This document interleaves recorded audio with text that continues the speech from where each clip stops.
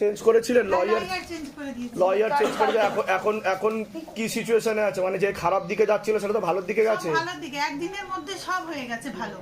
এটাই তো শিবধামের ম্যাজিক। আমি তো কাঁদে কাঁদে এসেছিলাম, তারপরে আপনাকে যে একটা আমি কতগুলো কাগজ জমা করতে বলেছিলাম, লিখে জমা করতে বলেছিলাম, সেগুলো তো করে গেছিলেন। কাগজগুলো জমা বাবার কাছে লিখে দিয়ে গেছিলাম। এখন ছেলেও টাকা পাচ্ছে, ছেলের টাকা শুরু হয়ে গেছে।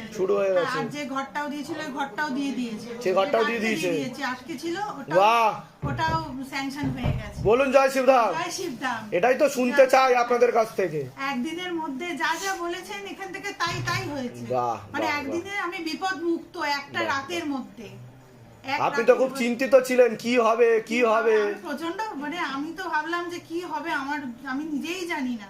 আমি যেভাবে আপনি তো অনেকদিন ধরে যুক্ত রয়েছেন, শিবধামের সাথে আছেন, পাশে আছেন, সেবা নিচ্ছেন এবং ফল লাভও করছেন প্রচুর প্রচুর। আর কোনো একটা বিশেষ ফল না, যখনই সমস্যায় পড়ছেন তখনই বাবা আপনাকে উদ্ধার করছে।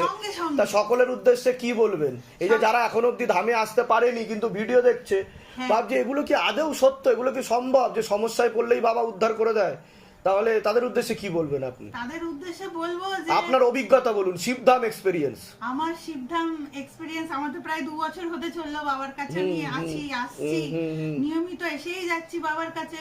আমি যে কাজ নিয়ে আসছি বাবার সঙ্গে সঙ্গে আমার সেই কাজটা ম্যাজিকের মতো করে দিচ্ছে।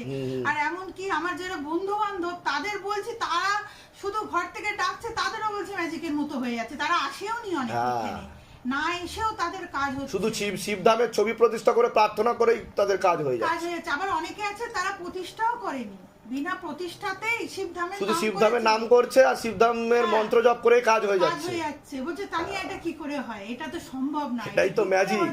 বলুন জয় শিবধাম। জয় শিবধাম।